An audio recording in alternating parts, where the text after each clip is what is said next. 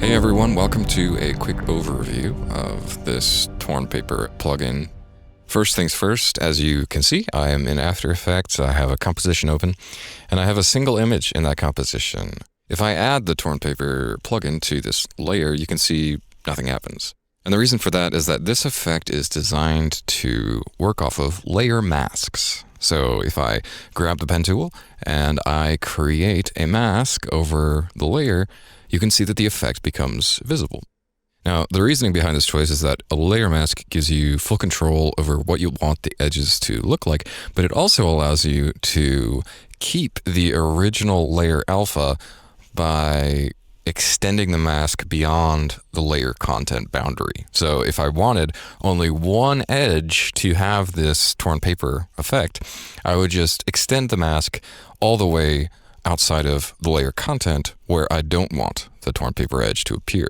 This is useful for when you only want part of the image to have a torn paper effect. The mask path is easily animatable. Keyframe your positions with 4 or 5 different keyframes, and then right-click on all of them and select Toggle Hold Keyframe.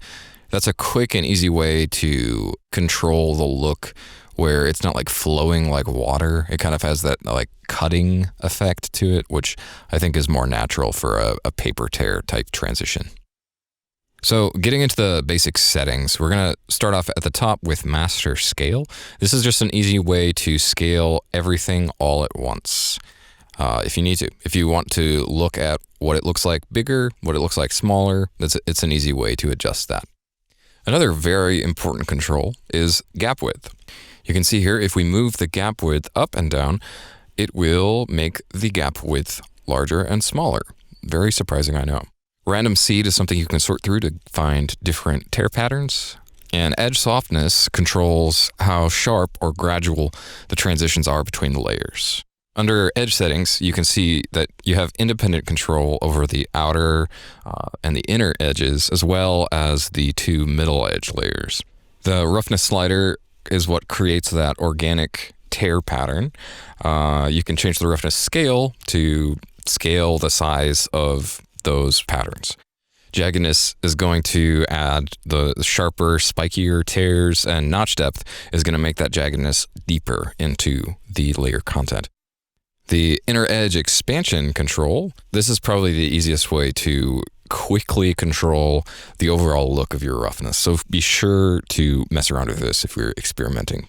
The paper appearance controls have paper texture, paper color, fiber color, and then there's a ton of fiber settings if you really want to get into the details of how these things render.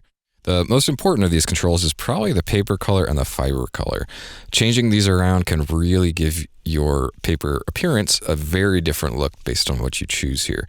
Generally speaking, your paper color is going to want to be in that white to tan range, and then your fiber color is going to be something darker than your paper color. This allows you to actually see the fibers, and it implies some aspect of depth, kind of like almost like they're shaded in a certain area, if that makes sense.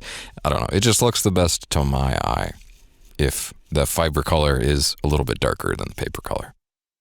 The fold mark is an interesting experimentation that I did to try to generate fold marks across your image, but it's not a fully fleshed out fold mark. So if it looks good to you, if you want to mess around with it and see what you can get out of it, go for it, but it's not fully there yet.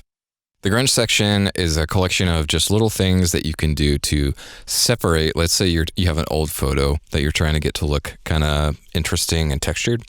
You can add some dirt, you can add some smudges, and a little bit of dust helps as well to kind of make it seem like it's actually tactile, like it actually exists in a space rather than just on somebody's screen. This is, again, not entirely finished. But if you're just looking for a quick way to add a little bit of texture and then maybe add some more texture on top of that from other sources, this is a good way to go about it. Definitely don't crank these things all the way up. They'll look ridiculous.